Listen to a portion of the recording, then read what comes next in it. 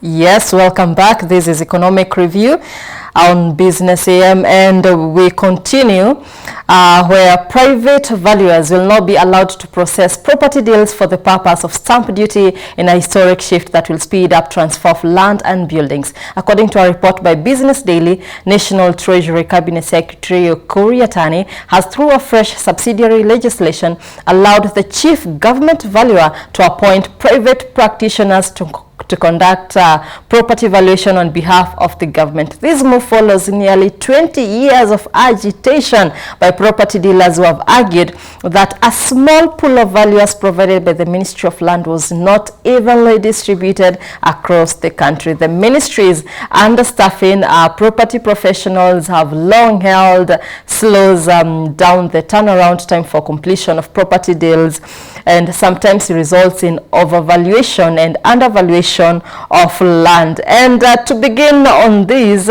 I'd like to bring in Edward Kusewa. Edward, do you feel that this is a good move to give these to private firms, and isn't it long overdue? Should have been actualized a long time ago, saying that private firms work better and more efficiently than the public ones? Absolutely. I mean, it's true. I mean, valuation, government, when you look at the land administration landscape in our country, really, I mean, there's always been, bottlenecks and barriers, bureaucratic, hurdles, and, to business and to be able to close land deals. I think that when we speak about introduction of private enterprise in such kind of valuation practices, I think it increases efficiency both for government and private developers, and is something that has been waited upon for a very long time. That obviously has the effect of moving forward from the government bureaucratic systems that have existed for a very long time, and this increases efficiency and the cost of doing business. I mean, for a very long time, the land department has been having quite a number of other barriers to deals. And so when government starts introducing private players into this space, then it becomes something that is welcome. Yeah, well thought of. And yeah, let me pick up on George Munga. George? Tabitha, I think land is one of the key factors of production in Kenya and all over the world. And therefore, how the government facilitates land transaction is very key for its economic development. I have a background in the banking industry, and conveyancing when it comes to land is a very tedious one, and it takes quite a lot of time. In fact, for you to complete a land deal, you would take anywhere between 2 months to almost sometimes going to 1 year. That is 365 days, which is quite long for an economy like ours. If you go into other jurisdictions, you will find that land transactions would take sometime between 1 week to 1 month maximum, and you're done with that land transaction. The bottlenecks have been built in the Ministry of Lands. That is one. In the registration process, how do you register land? That is one. Two, how do you transfer land from party A to party B? What are the steps you need to take before you make that transfer? And that is where the valuation comes in. Remember, previously, before you pay stamp duty, a government valuer must go into your property and determine the value. So that they know, because stamp duty is a percentage of the value, so that the government can determine how much stamp duty is due from your property.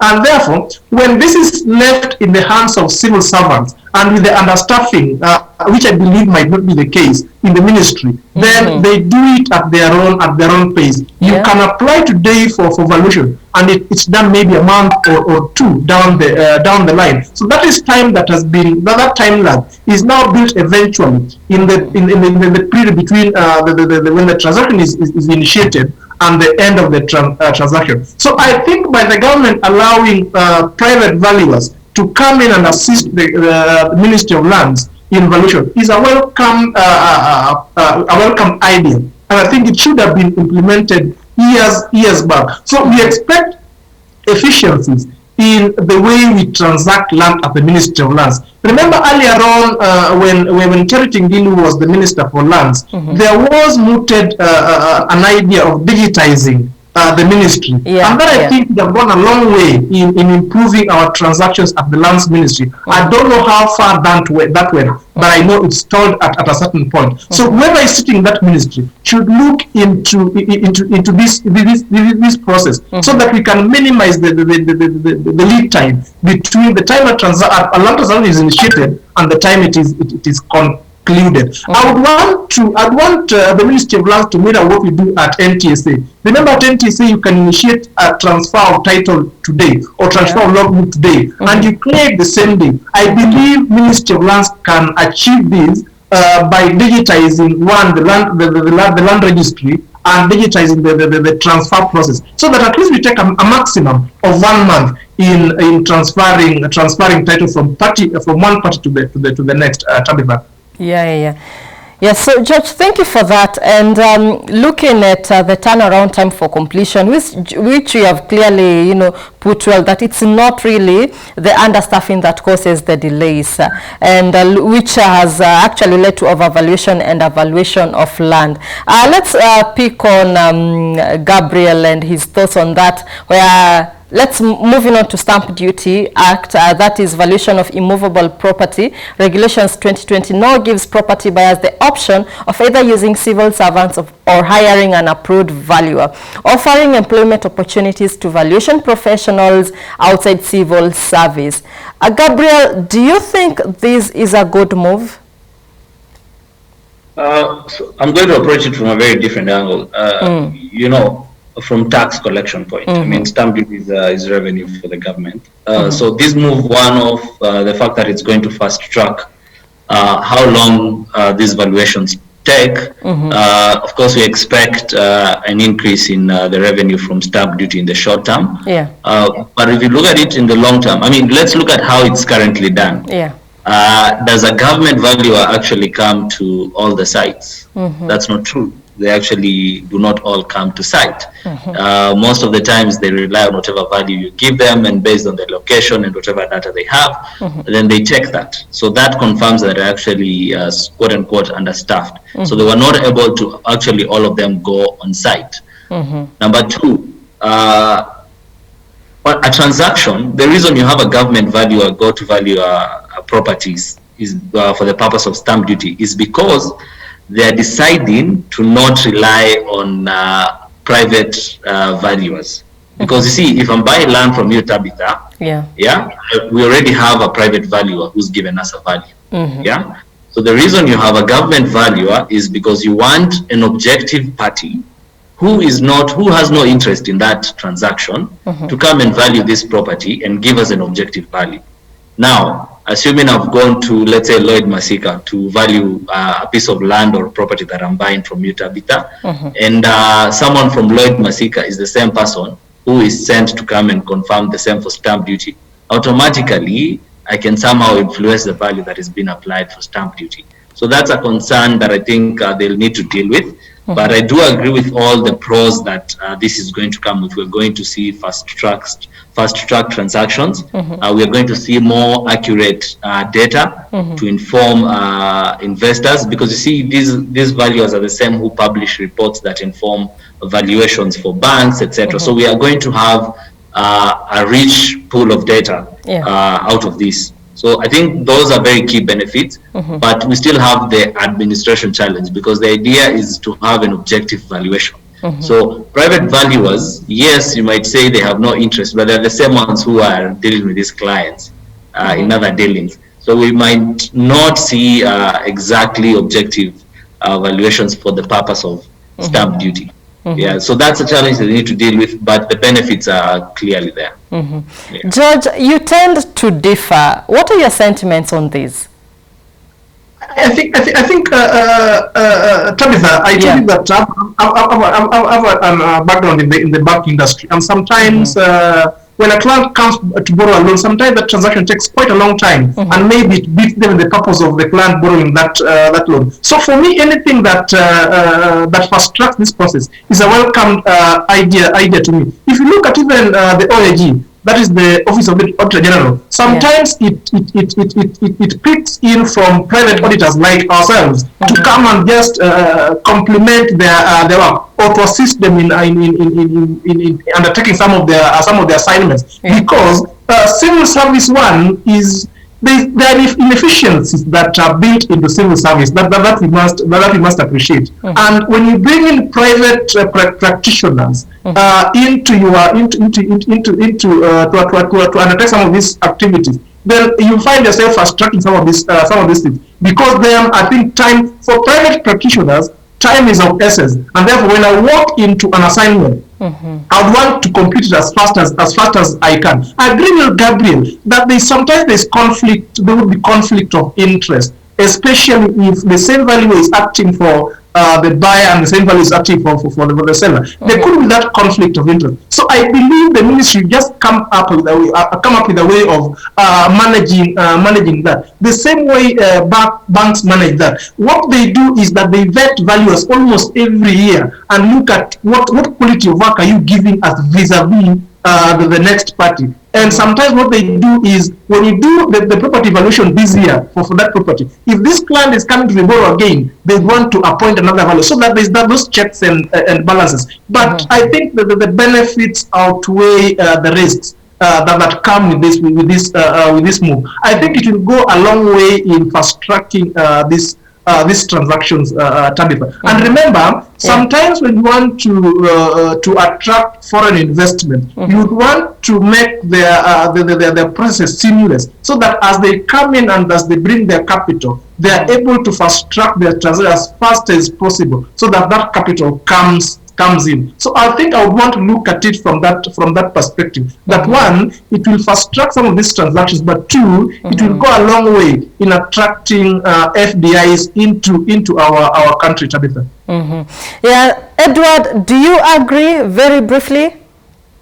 I think what I have to say to that effect is that there must be holistic land reforms in land administration. I mean, you can't just reform one part of the land administration process in our country and not reform the whole other place. So it must be a very holistic approach from where I sit. I mean, obviously, what we are seeing and what they are saying, my colleagues, is that obviously there'll be high transactional costs that will increase from bringing in private valuers, and obviously that there'll be conflict of interest, as has been put out by some of my colleagues who have spoken.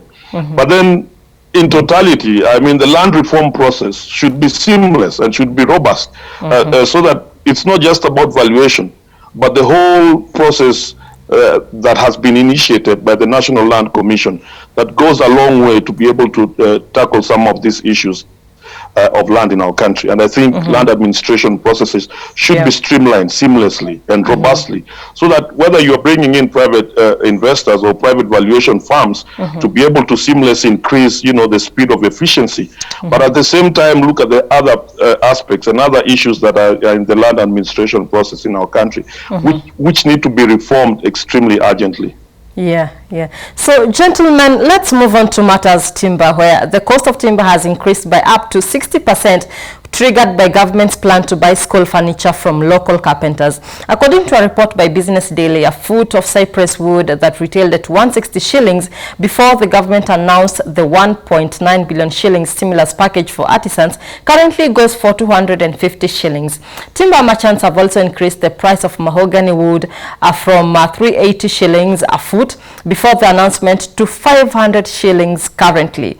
Now, the carpenters have also been grappling with low-cut timber supply following an anti-logging ban in public and community forests since February last year. How can the government intervene to keep the situation under control? George, let's start with you.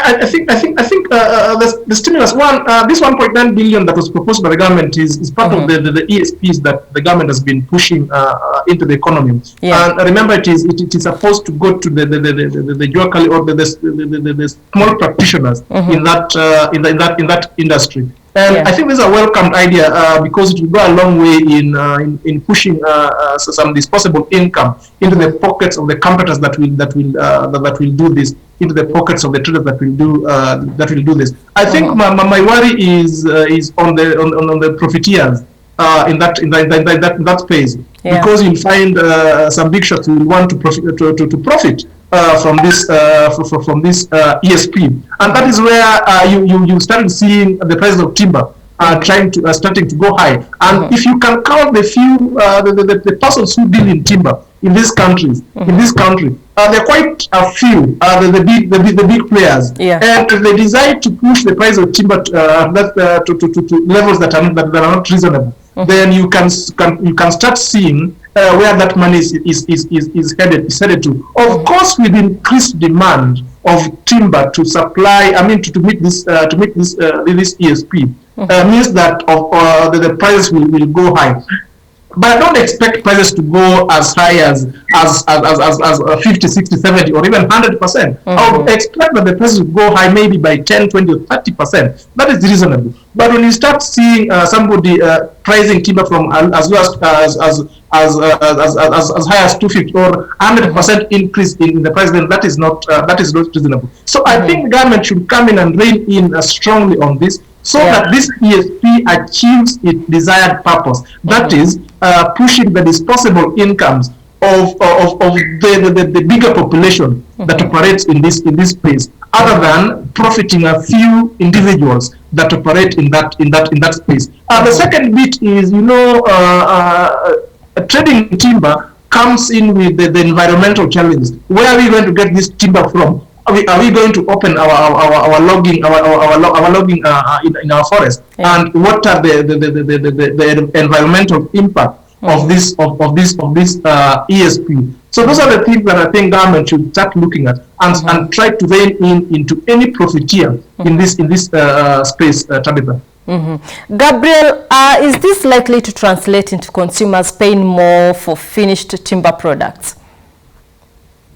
Definitely. And let me start from an economic standpoint, or rather, market forces, supply and demand. If you look at how much is actually spent on school uniform every year, this 1.9 billion is a drop in the ocean. But because it's sustained and it's expected, there's never an increase in the raw material for uniform, because of that consistency and how stable it is.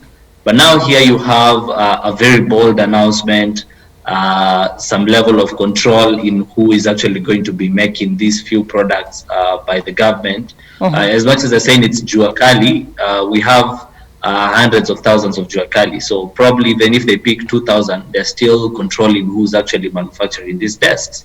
So this price increase of 60% is targeted to those 2,000. Unfortunately, the timber manufacturers don't know who these 2,000 are. So it ends up affecting even your bed, your chair, that has nothing to do with school business, because all of a sudden people have realized, if I buy the timber and hold on to it, my neighbor will not have timber. So even if he gets the tender, he is just going to sell his tender to me. I just give him the desks. And so, it's just how people are trying to get around this. But I think the mistake that the government did in this is that they should have just apportioned this money to the specific schools that needed it, distributed it across the country to the very, to every school, every 2-3 schools can source together or something like that. That way, the 1.9 billion would be so dispersed that any single supplier of timber would not be able to say we're increasing prices because of this. Demand would be so spread out that they cannot see an aggregate demand.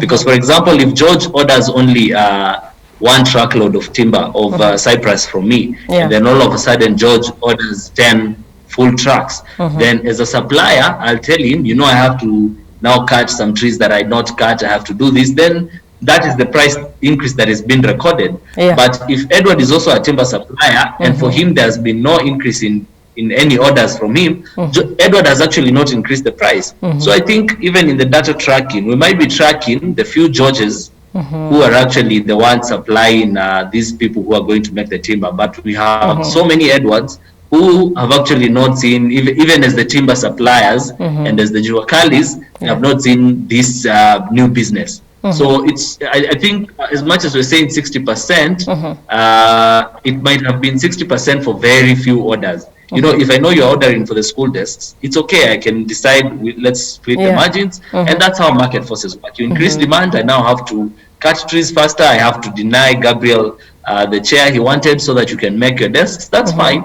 But I think the 60% one might not be very correct reporting, because 60% might apply to 10 Georges, while we have 100 Edwards who are still timber manufacturers and serving a very different space. Two, the government should have, you know, really spread this out so that, you know, instead of George moving to 10 orders from one, he just moved from 1 to 2. That way, he had no incentive to increase the prices. What can they do? I think this one has already sailed. I hope the Juakali guys do not go borrowing crazily to meet this order. And then government lays their payment, and then, you know, you're having your, the 5 of you are having your shops closed because you're waiting for that big check from government. You borrowed crazy, you paid for expensive timber. So I think they just need to be careful how they trade in that desk business. Yeah, but that's my take. Edwards, your sentiments on this very briefly. Yeah, me personally, I'll be very radical on this, because first of all, I don't understand all this thing about, you know, desk, because it's a response to unprecedented times brought about by COVID-19. And I think if I'm to go by the Ministry of Education, you know, interventions, it was not just about desks. I mean, it had everything to do with classroom. It had everything to do with, you know, tanks and washing and sanitation. And so I don't understand why it's specifically targeted around, you know, desks and wood. I mean, as my previous colleague has said, I mean, we needed a policy intervention that was extremely holistic, so that we may be able to deal with other issues, not just desks, but things to do with classrooms. So I'm still trying to understand why the focus is still on, you know, desks and wood. And we know that there are quite a number, and even if you break the desks into the schools and there are no classrooms, then obviously the uptake is going to be definitely very difficult. So from where I sit, I mean, I'm still trying to understand, and it's not sinking in when the government speaks about desks, because from where I sit, I'm looking at the whole issue holistically. I mean, students needed extra classes, and if this money was to be distributed equally across the board, then we should have policy informing an holistic approach to whether we need more classes. We need, you know, that kind of approach, but not. I don't understand why so urgent and talking about this. It's not sinking in my system at all. Those are my thoughts. Wow. Yes, so Edward, a gentleman, well holistically put, and it can only get better. Well, that's it for Economic Review today. Thank you so much, gentlemen, for sharing your sentiments with us this morning. Thank you. Thank you, Tabitha. Thank you very much. All right, there you have it. That's it for Business AM today, this morning.